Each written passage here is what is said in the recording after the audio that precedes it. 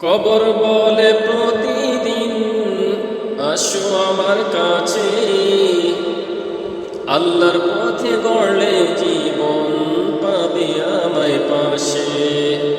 কবর বলে প্রতিদিন আসো আমার কাছে, আল্লাহর পথে গড়লে জীবন পাবে আমায় পাশে। যার জীবনে নাই কোনো ভুল তাকে দিব সুগন্ধি ফুল, আমার কোলে ঘুমাবে সে বেহেশতি বাতাসে।